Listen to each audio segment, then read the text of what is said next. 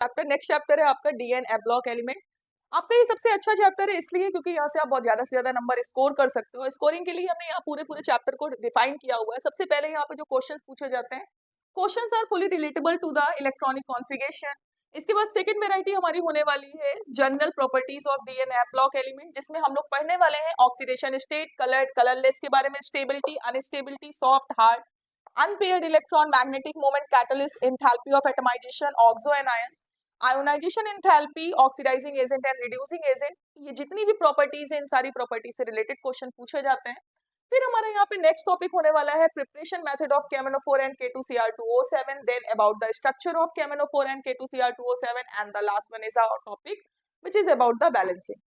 And यहाँ पे last topic हमारा हो जाएगा एप ब्लॉक एलिमेंट्स के बारे में, जिसमें हम लोग पढ़ने वाला lanthanide actinide contraction, high oxidation state, similarities and dissimilarities के बारे में। तो पहले पता कर लेते हैं बच्चों की डीएन एप ब्लॉक एलिमेंट्स हमारा होता क्या है। डीएन एप ब्लॉक एलिमेंट्स का सिंपल सा इंट्रोडक्शन ये है कि अगर last electron enter in a d orbital, then you can say that this is belong from the d block orbitals. If the last electron getting enter in a f shell, then you can say that this is called the f block elements. D and f block elements के बारे में अगर हम लोग पढ़ने वाले electronic configuration, तो अभी हमने आपको बताया कि इनका जो जनरल इलेक्ट्रॉनिक कॉन्फ़िगरेशन होता है वो जनरल इलेक्ट्रॉनिक कॉन्फ़िगरेशन का लास्ट इलेक्ट्रॉन डी में एंटर करता है, और यहाँ पे general electronic configuration F block orbital में किस में एंटर करता है, एफ में एंटर करता है। फिर जनरल प्रॉपर्टीज के बाद पहली प्रॉपर्टी डिस्कस करने वाले विच is about the electronic configuration of D block element. Electronic configuration of D block element में एक सिंपल सा क्वेश्चन पूछता है, what is the general electronic configuration of D block element. तो जनरल इलेक्ट्रॉनिक कॉन्फ़िगरेशन जो आपका डी ब्लॉक एलिमेंट का होता है वो होता है n-1 d 1 to 10 and ns 1 to 2। तो यहाँ पे क्या होने वाला है कि लास्ट इलेक्ट्रॉन कहाँ पे एंटर कर रहा है, डी और डी पे एंटर कर रहा है। कहाँ पे एंटर कर रहा है, डी पे। अगर डी पे एंटर कर रहा है then you can say that this is belong from the d block orbital. फिर ये जो भी हमारे ओवरऑल डी ऑर्बिटल्स होते हैं, डी ब्लॉक ऑर्बिटल्स को हम लोग 3d 4d 5d 6d 4 series में डिवाइड करते हैं। कितनी सीरीज में डिवाइड करने वाले हैं, 4 सीरीज में। डी ब्लॉक के लिए सबसे इंपॉर्टेंट क्वेश्चन पूछा जाता है कि इनको हम लोग बोलते हैं ट्रांजिशन एलिमेंट्स। क्या बोलते हैं बेटा, ट्रांजिशन एलिमेंट्स। क्यों बोलते हैं हम इनको ट्रांजिशन एलिमेंट्स? ट्रांजिशन एलिमेंट का सीन बहुत इंपॉर्टेंट होता है क्योंकि ये हमारे क्या करते हैं, मेटल और नॉन मेटल। क्योंकि एस ब्लॉक में आपके क्या प्रेजेंट होते हैं, मेटल्स, और जो हमारा लास्ट में चला जाता है P block element, P block में क्या प्रेजेंट होते हैं, वो हमारे एलिमेंट होते हैं जहाँ पे नॉन मेटल्स स्पेशली होते हैं, नोबल गैसेस होती हैं। तो ये क्या करते हैं, मेटल और नॉन मेटल के बीच में पाए जाते हैं, प्लस इनकी डिफरेंट ऑक्सीडेशन स्टेट होती है। तो ये अपने कैरेक्टरिस्टिक्स को क्या करते रहते हैं, चेंज करते रहते हैं। और ट्रांजिशन का मतलब होता है always present in a changing state. कौन सी स्टेट में प्रेजेंट होते हैं, चेंजिंग स्टेट में। इसीलिए इनमें ना बहुत सारी प्रॉपर्टीज यूज होती है। ये हमारे बहुत सारे कैटलिस्ट में यूज होते हैं। एंथैल्पी ऑफ एटमाइजेशन हाई होता है, अपने नेचर को चेंज करते रहते हैं, कलर्स को चेंज करते रहते हैं। तो ये सारी प्रॉपर्टीज, तो ट्रांजिशन एलिमेंट क्यों कहते हैं तो समझ में आ गया। फिर इसके बाद हमारा यहाँ पे नेक्स्ट क्वेश्चन होने वाला है कि इन सारे के सारे एलिमेंट को, डी ब्लॉक एलिमेंट को हम कितनी सीरीज में डिवाइड करते हैं, 3d 4d 5d and 6d। 3d series के एलिमेंट जो होते हैं वो स्टार्ट होते हैं फ्रॉम अच्छा हाँ, अभी तक आप क्या कर रहे थे, एस और पी में ग्रुप वाइज रिटर्न कर रहे थे। अब यहाँ पे हम लोग ग्रुप वाइज नहीं, सीरियल वाइज पढ़ेंगे। किस वाइज पढ़ेंगे, सीरीज वाइज। तो यहाँ पे जो फर्स्ट सीरीज होने वाली है वो 21 से 30 तक के एलिमेंट्स है, जिसमें हमारा स्कैंडियम से लेकर के जिंक तक के एलिमेंट आने वाले हैं। फिर इसके बाद इसकी शॉर्टकट आपको पता होगी, मैंने बताई हुई थी पहले भी, अगर नहीं याद है तो इसकी हो जाएगी, सस्ती वाली कार पे फेंको नहीं कॉपर जिंक। सस्ती वाली कार में फेंको नहीं कॉपर जिंक। फिर इसके बाद सेकंड है हमारा 4D सीरीज, जहाँ पे 39 से 48 तक के एलिमेंट होने वाले हैं। इसकी शॉर्टकट होने वाली है यारी जरा निभाना मौत तक, रुकावट राह में पड़े आगे कूद जा। ठीक। फिर इसके बाद है हमारा 5D सीरीज। 5D सीरीज के लिए यहाँ पे कुछ एलिमेंट्स हमारे इनर ट्रांजिशन एलिमेंट्स कहलाते हैं, जिनको हम लोग कहाँ पे, डी ब्लॉक से उठा करके कहाँ पे रख देते हैं, एफ ब्लॉक में। डी ब्लॉक से कहाँ से, यहाँ पे 57 से लेकर के 72 के बीच के जो एलिमेंट्स थे इनको हम लोग लेंथेनाइड एलिमेंट्स बोलते हैं। और 89 से 104 के बीच के जो एलिमेंट्स थे इनको हम लोग बोलते हैं एक्टेनाइड सीरीज बोलते हैं। और यहाँ से हमने कितने एलिमेंट्स गायब किए हैं, 14 एलिमेंट्स, और यहाँ से भी कितने एलिमेंट्स गायब किए हुए हैं, 14 एलिमेंट्स गायब किए हुए हैं। तो इन 14 एलिमेंट्स को हम लोगों ने कहाँ पे रखा हुआ है, अपनी पीरियोडिक टेबल में सबसे नीचे, और जिनको हम लोगों ने बोल दिया हुआ है एफ ब्लॉक एलिमेंट्स। ठीक। तो यहाँ 72 से 80 तक के आपके सारे एलिमेंट्स होंगे, और 57 एकदम सेपरेट होगा। तो इसका होगा ला हफ्ता वरना रेहान उसकी इधर पिटाई और होगी।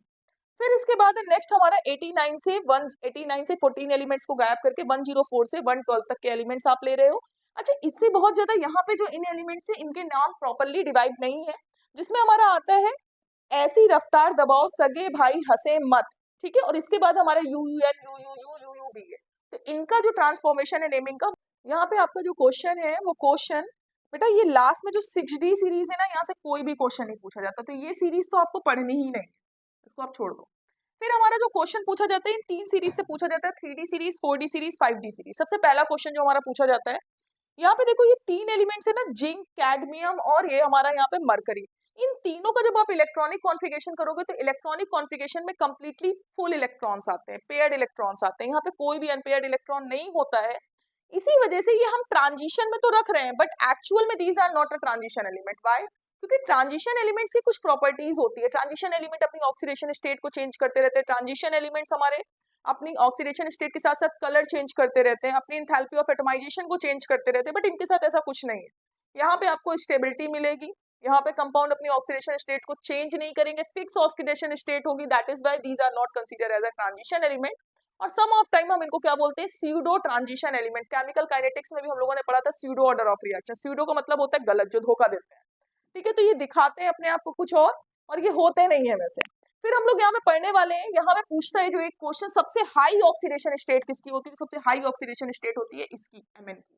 अब कह दो कैसे पता? तो यहाँ पे देखो ऑक्सीडेशन स्टेट सबका तो नहीं, क्योंकि वीडियो फिर हमारा बहुत ज्यादा लॉन्ग हो जाएगा और हम लोग बोर्ड के कॉन्सेप्ट के बारे में पढ़ने वाले हैं, तो केवल हम लोग कुछ देखेंगे यहाँ पे Mn। तो तुम Mn को ले लोगे, Mn को लेने के बाद 25 है, do the electronic configuration, this one is a 4s2 and the 3d5। और इसके पहले तक का जो इलेक्ट्रॉनिक कॉन्फ़िगरेशन होता है ना, बच्चों को ऐसा लगता है वो कहाँ गायब हो जाता है, तो वो हमारा ऑर्गन तक का होता है। कहाँ तक का होता है? ऑर्गन तक का। फिर इसके बाद यहाँ पे आप देख रहे हो कि 4s2 3d5 है, तो सबसे पहली पॉसिबिलिटी क्या है कि अपने ये 2 इलेक्ट्रॉन्स को क्या कर देगा? लूज कर देगा। क्या कर देगा? लूज कर देगा। और यहाँ पे ऑक्सीडाइजिंग एजेंट का मतलब होता है विच लूज द इलेक्ट्रॉन, और जो हमारे रिड्यूसिंग एजेंट होते हैं वो क्या करते हैं? इलेक्ट्रॉन्स को गेन करते हैं। क्या करते हैं? इलेक्ट्रॉन्स को गेन करते हैं। तो यहाँ पे क्या होने वाला है हमारा, ये 2 इलेक्ट्रॉन्स को लूज कर रहा है, तो पहला 2 इलेक्ट्रॉन को लूज कर रहा है तो +2। दूसरी पॉसिबिलिटीज क्या है, इन 5 इलेक्ट्रॉन्स को भी तो लूज कर सकता है, तो यहाँ पे कितना हो गया? 5। तो 2 और 5 का कितना हो गया हमारा ओवरऑल? 7। तो इसकी जो ऑक्सीडेशन स्टेट होती है which is start from +2 to +7, सबसे मैक्सिमम ऑक्सीडेशन स्टेट अगर हमारी किसी की रिप्रेजेंट होती है तो वो किसकी है? मैग्नीज की। इसको याद रखिएगा, मैग्नीज की होने वाली है।